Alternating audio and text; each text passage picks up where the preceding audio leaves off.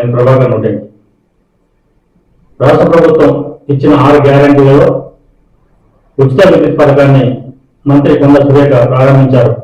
ఈ పథకాన్ని వరంగల్లోని భగత్ సింగ్ నగర్లో ఆమె లాంఛనంగా ప్రారంభించారు. సంక్షేమ పథకాల మధ్యలో ఆపేస్తారని టీఆర్ఎస్ వాళ్ళు దుష్ప్రచారం చేస్తున్నారని, ఒకవేళ మధ్యలో ఆపితే మళ్లీ ఎన్నికల్లో ప్రజలు చీపురు కట్టలతో బుద్ధి చెప్తారని మంత్రి కొండ సురేఖ అన్నారు. వరంగల్లోని భగత్ సింగ్ నగర్లో గృహజ్యోతి పథకంలో భాగంగా అర్హులైన లబ్ధిదారులకు 0 బిల్లు ఇవ్వడం జరిగింది. రాష్ట్ర ప్రభుత్వం ఎన్నికల ముందు ఇచ్చిన ప్రతి హామీని నెరవేరుస్తున్నదని, ప్రజా పాలనలో స్వీకరించిన దరఖాస్తులు అన్నిటికీ పరిష్కారం చెప్తామని అన్నారు. రానున్న పార్లమెంట్ ఎన్నికల్లో కాంగ్రెస్ ప్రభుత్వంపై బీఆర్ఎస్ పార్టీ వాళ్ళు దుష్ప్రచారం చేసి 4 లేదా 5 పార్లమెంటు స్థానాలు గెలవాలని చూస్తున్నదని, తీరా గెలిచాక అది కేంద్రంలోని బీజేపీ ప్రభుత్వానికి అమ్ముకుంటారని, అంతే తప్ప రాష్ట్రంలో బీఆర్ఎస్ పార్టీ గెలిచే పరిస్థితులు లేవని, ఎన్నికల ముందు ఇచ్చిన మాట ప్రకారం సోనియా గాంధీ ఆశీర్వాదం వల్ల రాష్ట్ర ముఖ్యమంత్రి రేవంత్ రెడ్డి హామీలను నెరవేరుస్తారని అన్నారు. అప్పుల్లో కూరుకుపోయిన రాష్ట్రాన్ని అభివృద్ధి పథంలో నడిపిస్తామని, ఎవరు కూడా అధైర్యపడవద్దని కొండ సురేఖ చెప్పారు.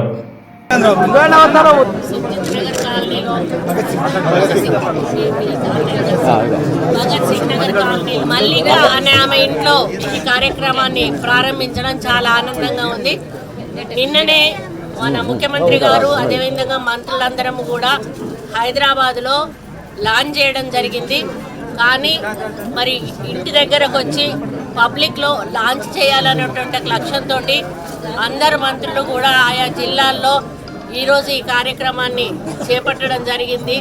మరి పేదవాళ్ళ ఇళ్లలోకి వెళ్ళి వాళ్ళకి మీకు ఉచితంగా 200 యూనిట్ల కరెంటు ఈ నెల నుంచి ప్రభుత్వం ఇవ్వబోతుంది అనేటువంటి భరోసా ఇవ్వడానికి ఈరోజు ఉచిత కరెంటు గృహలక్ష్మి పేరిట గృహజ్యోతి పేరిట ఈరోజు ఇవ్వడం జరిగింది.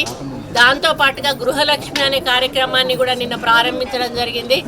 గృహలక్ష్మిలో భాగంగా గతంలో 1200 ఉన్న సిలిండరు ఇక నుంచి 500 రూపాయలకు మాత్రం ఇవ్వడం జరుగుతుంది అనేది కూడా ఈ సందర్భంగా తెలియజేస్తూ ఉన్నాను.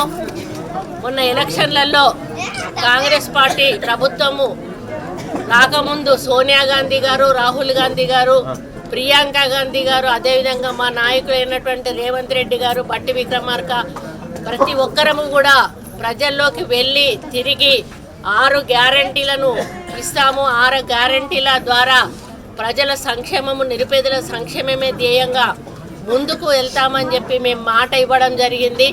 ప్రజలు మా మాటను విశ్వసించారు. ఎందుకంటే తెలంగాణ ఇచ్చింది కాంగ్రెస్ పార్టీ, మళ్ళీ కాంగ్రెస్ పార్టీ వస్తేనే మాకు మేలు జరుగుతుంది. తెలంగాణ వచ్చిన తర్వాత పాలన అనేది మీకు తెలుసు. మొన్న 6 గ్యారంటీలకు అప్లికేషన్లు మనం తీసుకున్నాం. అయితే చాలామంది కొంతమంది మిస్ అయినారు. వాళ్ళు ఒకలాంటి అయ్యో మేము పెట్టుకోలేదు అనేటువంటి ఒక బాధలో ఉన్నారు. అటువంటి బాధ మీకు అవసరం లేదమ్మా. ప్రజాపాలన అప్లికేషన్ అనేది కంటిన్యూస్గా కొనసాగుతూనే ఉంటుంది. మీరు ఎప్పుడంటే అప్పుడు ఎంఆర్ఓ ఆఫీసుకు కానీ, ఎంపీడీఓ ఆఫీసుకు కానీ, కార్పొరేషన్ ఆఫీస్కు కానీ వెళ్ళి మీ యొక్క అప్లికేషన్ పెట్టుకోవచ్చు. ఎంక్వైరీకి మళ్ళీ వస్తూనే ఉంటారు. మీకు అర్హత ఉందా లేదా తెలుసుకుంటానే ఉంటారు. అర్హత ఉన్న వాళ్ళకు ఆ యొక్క మీరు అప్లికేషన్స్ పెట్టుకోండి. ఈ ప్రభుత్వం ఇచ్చే 6 గ్యారంటీలను కూడా మరి అందుకునేందుకు ముందుకు రండి.